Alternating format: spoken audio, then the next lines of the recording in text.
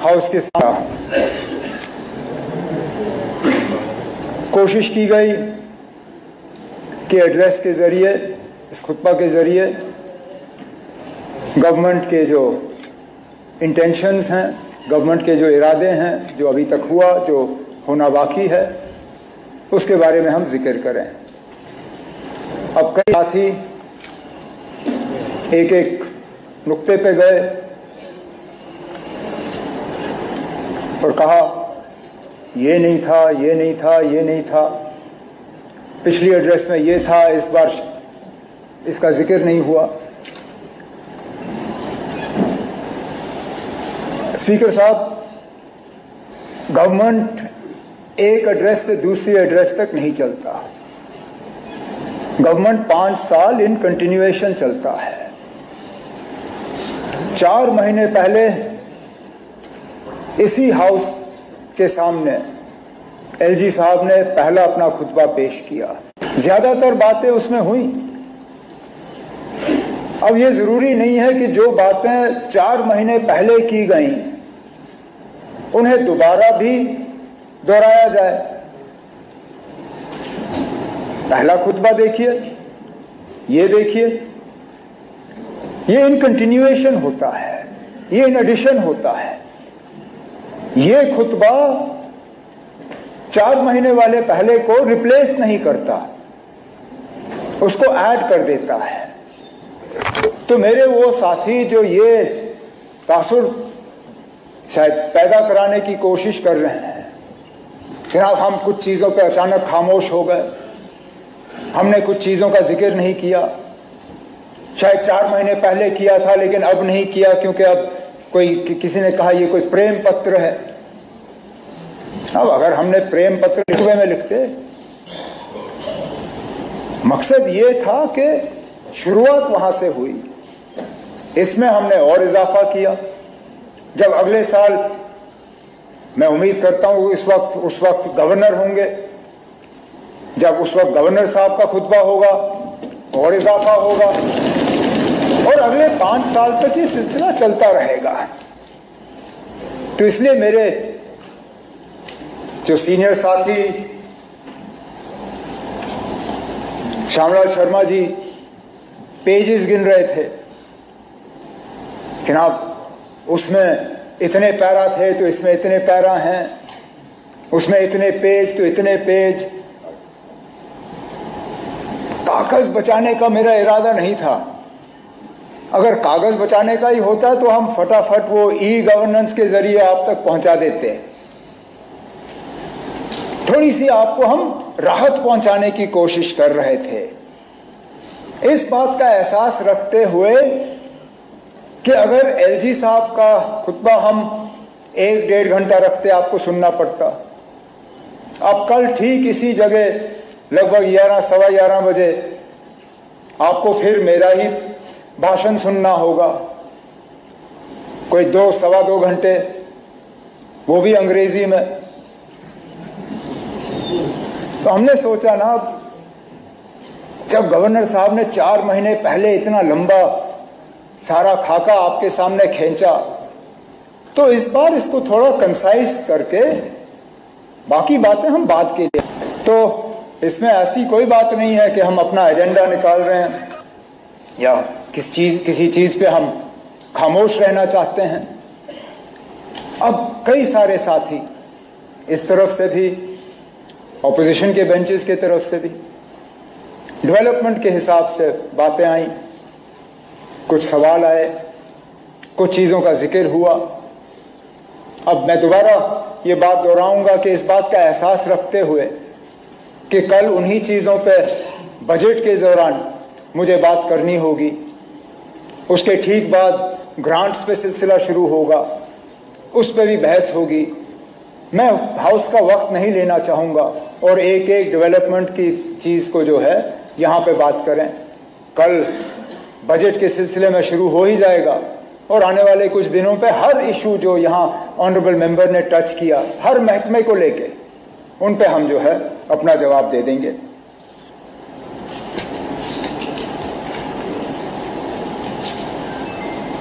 हमारे मैनिफेस्टो का यहां बहुत जिक्र हुआ। बहुत सी बातें आई मैनिफेस्टो को लेके।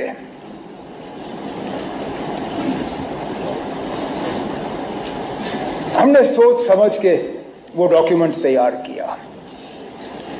जम्मू कश्मीर के आवाम के साथ वो हमारा वादा है।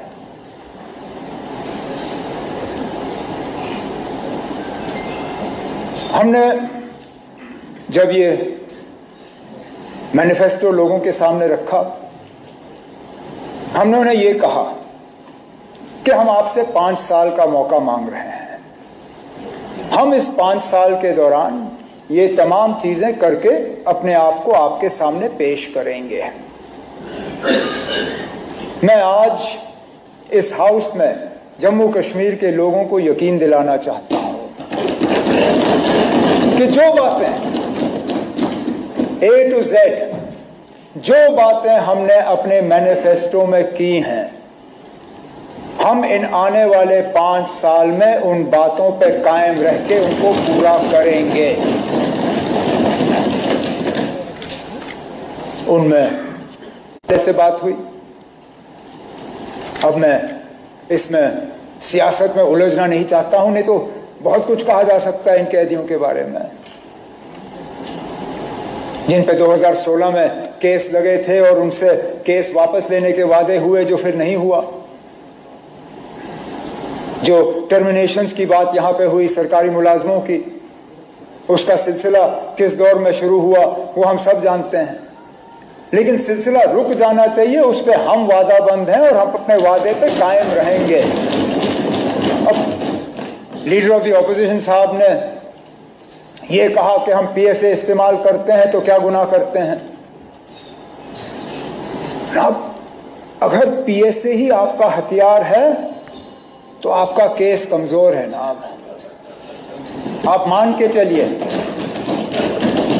अगर आप सिर्फ पीएसए के बुनियाद पे इन लोगों को जेल में रख रहे हो सालों साल, इसका मतलब यह है कि आपके पास इनको प्रोसिक्यूट करने की कोई सबूत है नहीं, आपके पास इनके खिलाफ कोई केस है नहीं, आप सिर्फ पीएसए के जरिए जो है इनको बंद रख रहे हैं। अगर वाकई जो आप कहते हो कि ये पत्थरबाज हैं, ये ओजीडब्ल्यू हैं, ये वे हैं, तो प्रिवेंटिव डिटेंशन की जरूरत क्यों? प्रिवेंटिव डिटेंशन की जरूरत वहां पड़ती है जहां आप और कोई केस बना नहीं सकते हो। आपने मेरे खिलाफ पीएसए लगाया क्योंकि मुझे बंद करने के लिए आपके पास और कुछ था नहीं। आपने पहले प्रिवेंटिव डिटेंशन में मुझे 6 महीने बंद रखा।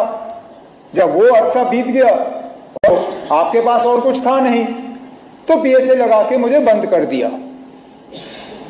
ये जो 400 पीएसए में बंद हैं, अगर वाकई जो आप कहते हो सही है, क्योंकि आज पुलिस और लॉ एंड ऑर्डर मेरे पास है नहीं, तो जो आंकड़े आपके पास आ जाते हैं वो मेरे पास नहीं आते। आप ब्रीफिंग लेके आते हो, मेरे पास वो ब्रीफिंग है नहीं। अगर जो आप कहते हो जनाब वो ये हैं वो हैं, मुल्क के खिलाफ इन्होंने कार्रवाई की, तो पीएसए के बजाय उन पे केस करिए, प्रोसिक्यूट करिए, जेल की सजा दिलाइए, फिर जाएं जेल में। लेकिन अगर सिर्फ पीएसए के बुनियाद पे आप उनको बंद रखते हो तो कहीं ना कहीं आपके कहने में और जमीनी हकीकत में थोड़ा सा फर्क है।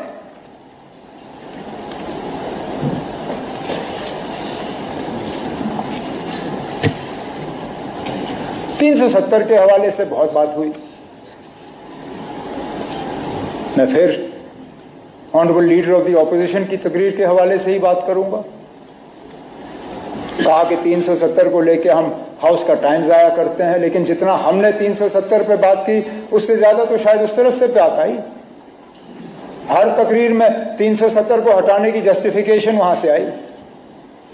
आप खुद ऐसे काम गिन रहे थे, मैं थोड़ी देर के लिए मैं दीवारों के आसपास देख रहा था कि कहीं ऐसा ना हो कि मैं पार्लियामेंट शिफ्ट कर गया हूं, क्योंकि आपकी तकरीर तो ऐसा लग रहा था जैसे आप प्रेसिडेंट्स एड्रेस पे अपनी तकरीर कर रहे हैं जब बजाय लेफ्टिनेंट गवर्नर्स एड्रेस पे।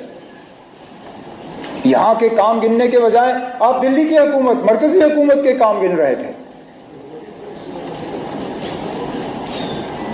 आपने बड़े बड़े प्रोजेक्ट्स के हवाले से बात की। कोई रिंग रोड, कोई ये रोड, कोई वो रोड, कोई ये। मैं आपसे सिर्फ एक सवाल पूछता हूं ना, मुझे ये बताइए इनमें से कौन से ऐसे काम हैं जो बिना 370 हटाए नहीं मुमकिन होते? बताएं, क्योंकि आज तक मुझे इस सवाल का जवाब नहीं मिला है। आप जो काम गिनते हो, IIT, IIM, AIIMS, ring road, ये बाकी चीजें, इनमें से ज्यादातर वो काम हैं जो 2019 से पहले शुरू हुए, लेकिन मैं उस झगड़े में पड़ूंगा ही नहीं। मैं आपसे ये पूछता हूं ना, मुझे बताइए वो कौन सा ऐसा डेवलपमेंट रिलेटेड काम हुआ है जो 370 हटने से पहले मुमकिन नहीं था? डेवलपमेंट के लिहाज से कौन सी बेहतरी आई? अब चलिए, आज आप कहेंगे आपको इस पे जवाब देने का मौका नहीं मिला, चलिए बजट में जब आप तकरीर करेंगे, कम से कम उस वक्त मुझे बताइए ना, कोई ऐसा एक प्रोजेक्ट बताइए मुझे जो बिना 370 हटाए हुए यहां मुमकिन नहीं होता। मैं भी अपनी जगह समझ जाऊं कि ना वाकई शायद कोई बहुत बेहतरी या तरक्की आई है। पॉलिटिकल रिजर्वेशन के हवाले से बात हुई, फिर आप 370 हटा तब पॉलिटिकल रिजर्वेशन मुमकिन हुआ। अब पॉलिटिकल रिजर्वेशन करके आपने क्या फायदा दिया इस कौम को? आप मेरे जो हमारे गुजर यहां पे कम्युनिटी से ताल्लुक रखते हुए MLAs हैं, उनके तरफ इशारा करके कहा कि ना हमने आपको बहुत बड़ा फायदा दिया जो पॉलिटिकल रिजर्वेशन दिया आपको। अरे इनकी तादाद गिनिए ना, आज कितने हैं? 6 हैं। आपके रिजर्वेशन देने से पहले कितने थे ना? तो पूछिए इनसे। 9 थे। नहीं ना, आज 9 नहीं है। हाँ ना, आप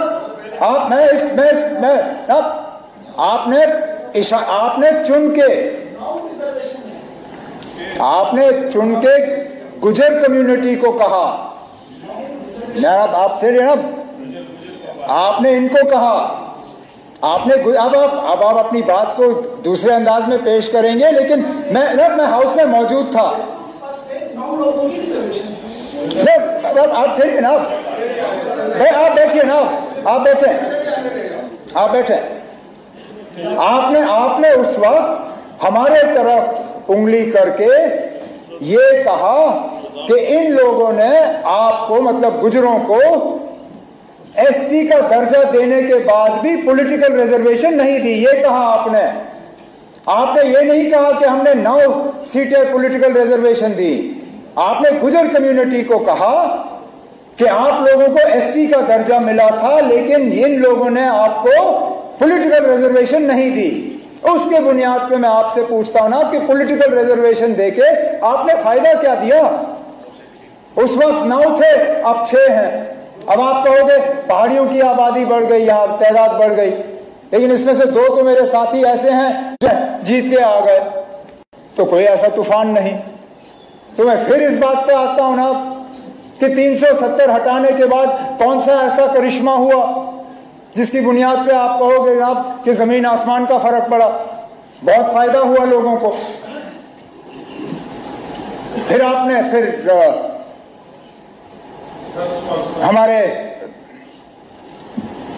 हमारे साथी शक्ति परिहार साहब ने अपनी तकरीर में शुरू में ही कहा कि 370 जो है वो जम्मू कश्मीर में करप्शन, नेपोटिज्म और एक और अंग्रेजी अल्फाज इस्तेमाल किया जो मुझे याद नहीं है, टेररिज्म।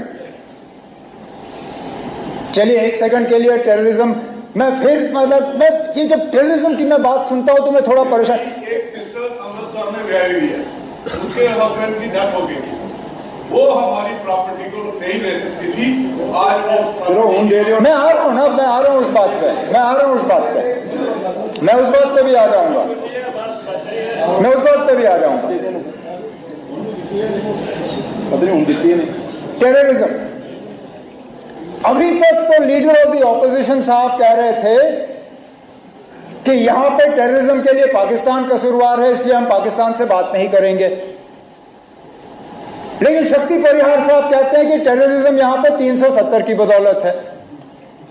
अब खुदारा मुझे बताइए ना, टेररिज्म 370 की बदौलत है या पाकिस्तान की बदौलत? अगर टेररिज्म 370 की बदौलत है तो फिर पाकिस्तान से बातचीत के लिए आपको एतराज क्यों? और अगर पाकिस्तान कसूरवार है 370 के लिए, टेररिज्म के लिए, तो फिर 370 को इसके लिए दोषी क्यों ठहराते हो? और 370 को हटाने के बाद जो बिलखसूस जम्मू में टेररिज्म बढ़ी, उसके लिए कौन कसूरवार? जिन इलाकों को मैं दावे से कहता हूं हमने अपनी हुकूमत, कांग्रेस नेशनल कॉन्फ्रेंस की हुकूमत जिसमें सलातिया साहब और श्यामलाल शर्मा साहब मेरे साथ मंत्री थे, इतना बड़ा जम्मू का हिस्सा हमने पूरा जी टेररिज्म से मुक्त किया था। पूछिए इनसे, कम से कम इस बात पर तो ये इनकार नहीं कर सकेंगे। कब हुए जम्मू शहर में हमले जब हम मंत्री थे? कब हुए रियासी में हमले जब हम मंत्री थे? कब हुए यात्रियों पे हमले जब हम मंत्री थे? कब हुए रजौरी बाजार में हमले जब हम मंत्री थे? नहीं हुए। में भी हुआ। मैं अब कितने मैं गिनना नहीं चाहता हूं, नहीं तो गिनने की अगर मैं गिनना शुरू कर गया तो फिर कोई एंड नहीं होगा इसका। लेकिन मेरा कहने का मतलब यह है ना, अगर अकेले 370 ही जम्मू कश्मीर में टेररिज्म के लिए जो है कसूरवार है तो हटाने के बाद बंद हो जाना चाहिए था। नहीं हुआ ना, तो इसमें भी fail.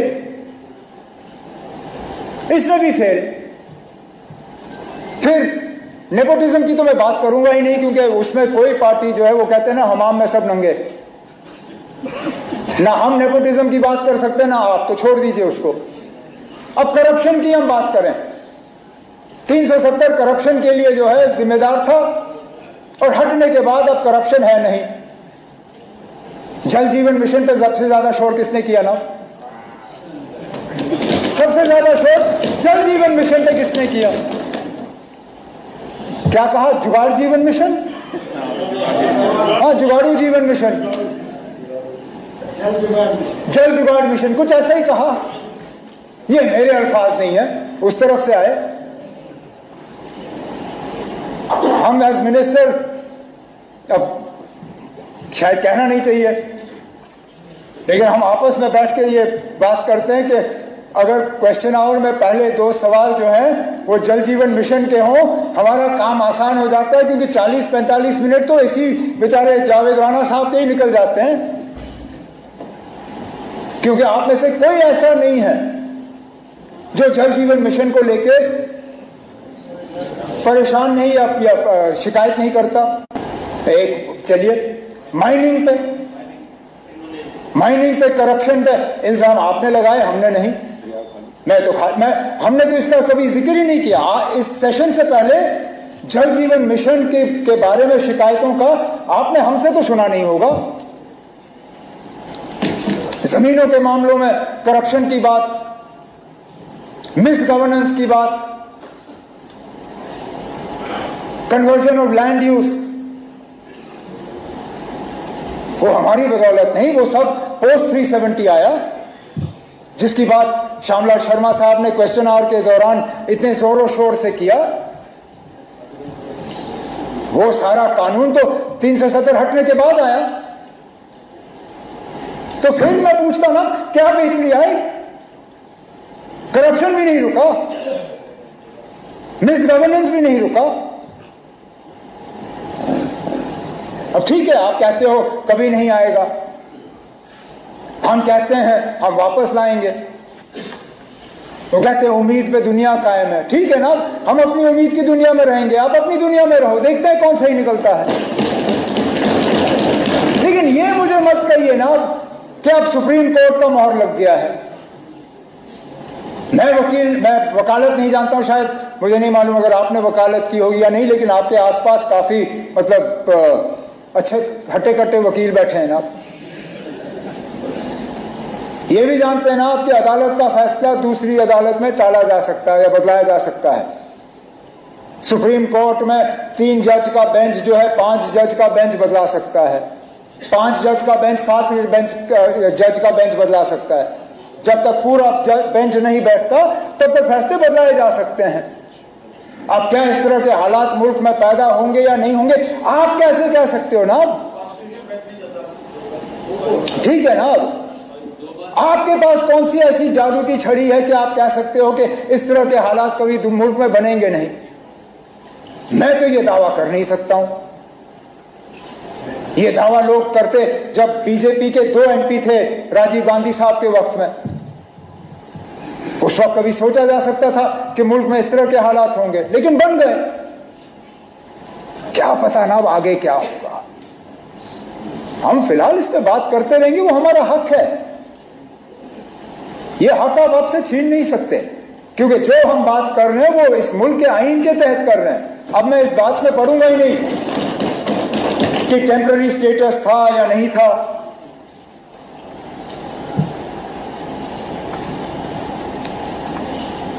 Leader of the opposition साहब ने महाराजा साहब के हवाले से कहा कि हम बार बार उनका इंसल्ट करते हैं, अपमान करते हैं।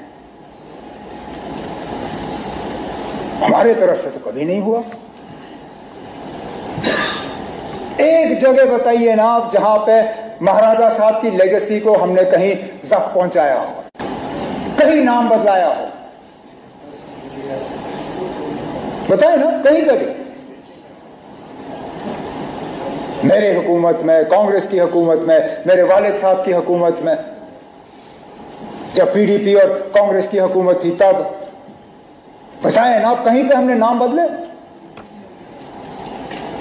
प्रताप सिंह पार्क आज भी प्रताप सिंह पार्क, SMGS अस्पताल आज भी SMGS अस्पताल, SMHS अस्पताल आज भी SMHS अस्पताल। कहीं सड़कों का नाम नहीं, कहीं पे भी नहीं। लेकिन मुझे बताइए ना, महाराजा साहब के जो अगर हम विरासत देखें तो 2 सबसे बड़ी चीजें क्या थी? एक जम्मू कश्मीर रियासत, वही देगा ना हमें विरासत में। ये रियासत बना के उस रियासत का आपने क्या हाल किया ना? बताए ना, ये कहने की बात है। ये छोड़िए ना, छोड़िए। और वो दिल्ली ने किया ना, वो आपने नहीं किया, वो मरकज की हुकूमत ने किया ना। वो क्या हुआ? विरासत की बात कर रहा हूं ना। अब महाराजा बहादुर ने विरासत में जम्मू कश्मीर का एक नक्शा आपको दिया। चलिए, एक हिस्सा पाकिस्तान के पास में, उस पर भी आज फॉरेन मिनिस्टर साहब ने कहा कि हम वापस लेके आएंगे। किसने रोका? मुझे बताइए ना, किसने रोका? हमने कभी कहा कि मत लाओ? कभी कहा? हम कहते हैं अगर लाना है तो लाइए। अच्छा, यहां पे तकरीरों में कांग्रेस को आड़े हाथों लिया गया। आपने हाजी पीर छोड़ा, आपने ये छोड़ा, आपने वो छोड़ा। खुद बताइए ना, जब करगिल का वार हुआ क्या वापस लाया? वो मौका था ना, लाते। मौका मिल गया था, बहाना था आपके पास।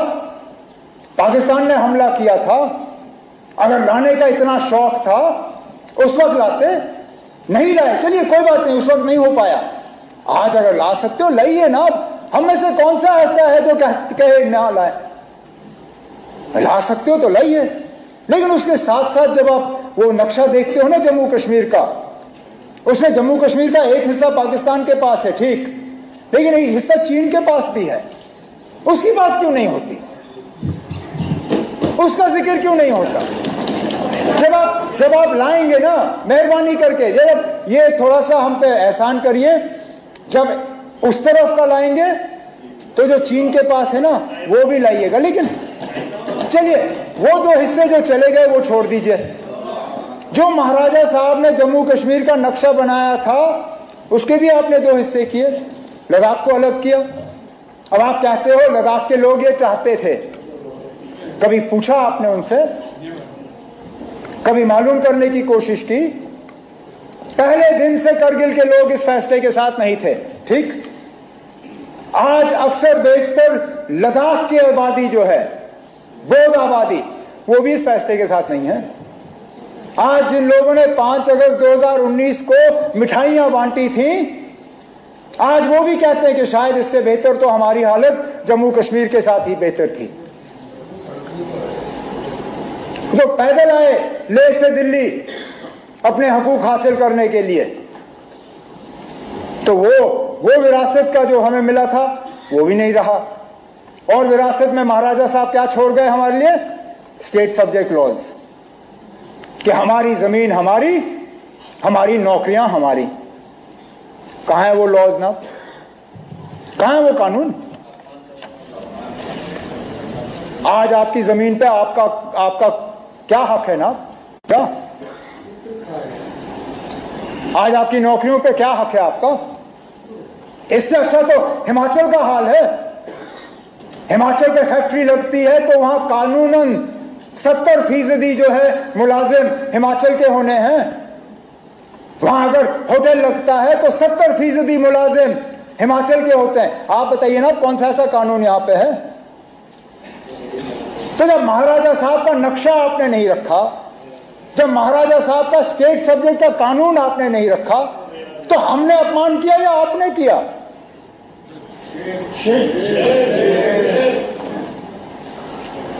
लेकिन चलिए कर लिया। फिर 13 जुलाई पे आप नाराज हुए, आपने वो अल्फाज इस्तेमाल किए जो स्पीकर साहब ने मजबूरन उनको एक्सपंज करना पड़ा। लेकिन आपकी और हमारी सियासी सोच बिल्कुल अलग है। आपकी आइडियोलॉजी हमारी आइडियोलॉजी, उनमें कोई मेल नहीं है। लेकिन कम से कम जब हम अल्फाज इस्तेमाल करें तो सोच समझ के करें। उन 22 लोगों ने जो 13 जुलाई 31 को कुर्बानी दी, वो किस लिए दी? एक आवाज हासिल करने के लिए, कुछ हकूक हासिल करने के लिए। और अगर उनका वो करना गलत होता, महाराजा साहब ने उनकी कुर्बानी के बाद जो कदम उठाए, क्यों उठाए? जो वैलेंसी कमेटी बिठाई गई, जो जस्टिस दलाल कमीशन बिठाया गया, क्यों बिठाए गए? जो उस कमीशन के बाद इलेक्शन का अनाउंसमेंट हुआ, जो इलेक्शन करके प्रजा सभा बनी, वो प्रजा सभा आखिर में जम्मू कश्मीर की असेंबली बनी। अरे नाब, जिन कुर्बानियों के बुनियाद पे ये असेंबली कायम हुई, उनके बारे में भी हम इज्जत से 2 शब्द इस्तेमाल नहीं कर सकते। उनकी सिर्फ इतनी खता है कि वो मुसलमान थे, इतनी खता, ये मानिए आप। क्योंकि बाकी मुल्क में जहां शख्सी राज के खिलाफ आवाज उठी, वहां पे किसी ने उनको गद्दार नहीं कहा।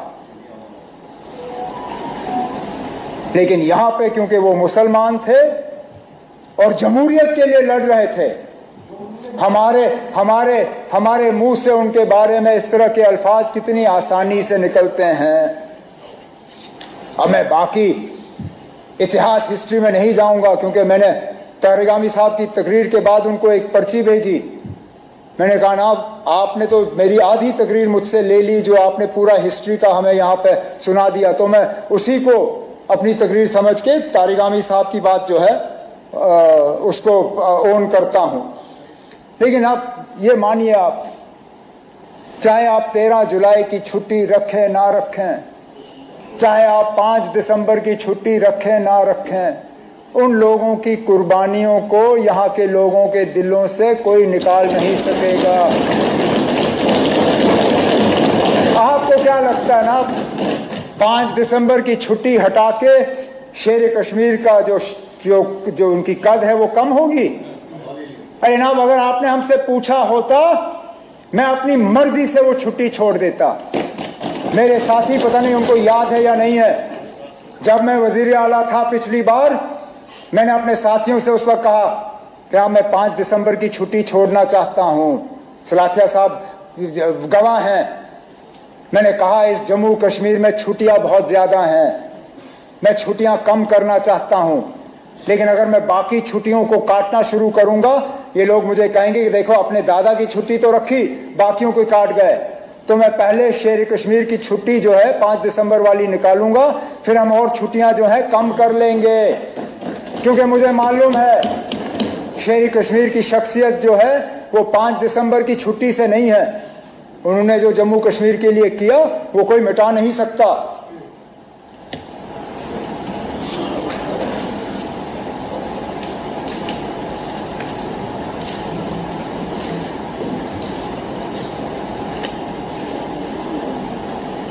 स्टेटहुड का रेजोल्यूशन हमारे एक साथी ने पूछा, नहीं, मैं उस पर आ रहा हूं कि वो असेंबली में क्यों नहीं आया, कैबिनेट में क्यों। असेंबली में सिर्फ इसलिए नहीं लाया गया क्योंकि हमें तो ये शक था कि यहां पे कोई ऐसी पार्टी या कोई ऐसा शख्स नहीं है जो स्टेटहुड के हक में नहीं है। लेकिन अगर सजाद साहब को शक है कि यहां कुछ लोग ऐसे हैं जो स्टेटहुड के हक में नहीं है, लाएं रेजोल्यूशन। मैं आज कहता हूं ना, हमारे तरफ से सारे मेंबर उसके हक में वोट डालेंगे।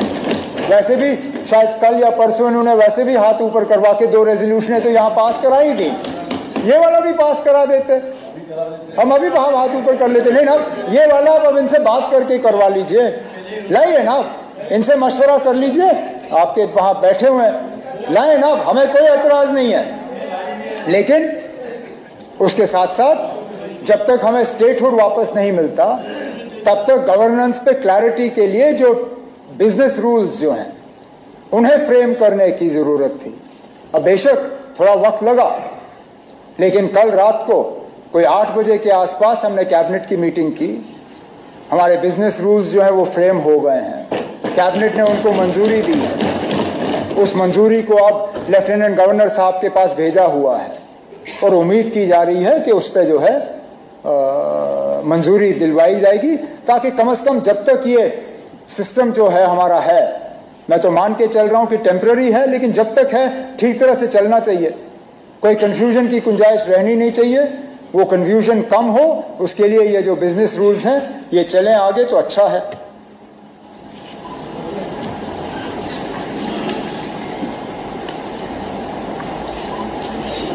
क्योंकि इसी में हमारी डिग्निटी और जो रिस्पेक्ट ऑफ द इंस्टीट्यूशन, जिसके हवाले से श्यामलाल शर्मा जी ने सुबह भी बात की, अपनी तकरीर में भी कहा, आधा तो हमारी डिग्निटी तो इस स्टेटहुड के जाने से ही चली गई ना। इससे पहले जब एमएलए थे, वारंट ऑफ प्रेसिडेंस में आपका क्या नंबर था ना? आज क्या नंबर है? हाँ, आज क्या है? आज पता नहीं हम कहीं खाते में है भी या नहीं।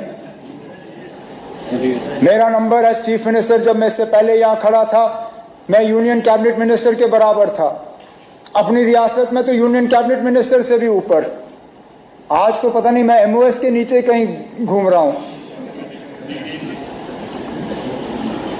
तो dignity end of the institution और ये सारा, ये भी इसमें जुड़ा हुआ है। तभी तो हम लड़ रहे हैं ना। अब ये स्टेटहुड की लड़ाई हम अपने लिए नहीं लड़ रहे हैं, ये मेरी अपनी लड़ाई नहीं है, ये जम्मू कश्मीर के फायदे के लिए लड़ाई है। क्योंकि जो चीजें हम करना चाहते हैं उनमें से कई सारी ऐसी चीजें हैं जिनको अमली जामा हम तब पहना पाएंगे,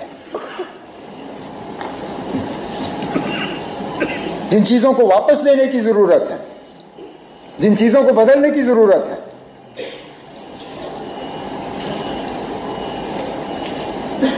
लेकिन हमारी लड़ाई एक सच की लड़ाई है, इंसाफ की लड़ाई है, कानून की लड़ाई है, और जम्मू कश्मीर के लोगों को एक राहत की सांस लेने की लड़ाई जो है हम लड़ रहे हैं। और इस लड़ाई में हम पीछे नहीं हटेंगे। बीच बीच में कुछ लोग हमें डराने की, धमकाने की, खामोश कराने की कोशिश करते हैं। लेकिन हम खामोश रहने वाले लोग नहीं हैं। हम जम्मू कश्मीर के लोगों के हकूक़ के लिए, जम्मू कश्मीर के लोगों के बका के लिए, जम्मू कश्मीर की तरक्की के लिए, जम्मू कश्मीर के भाईचारे के लिए अपनी लड़ाई जारी रखेंगे। स्पीकर साहब, मुझे कल इससे ज्यादा लंबी तकरीर करनी है। पानी का एक कतरा शाम के 6:35 से पहले पीने की इजाजत भी नहीं है। तो कल की तैयारी करने के लिए मैं आज अपनी तकरीर यहीं पे समाप्त करूंगा।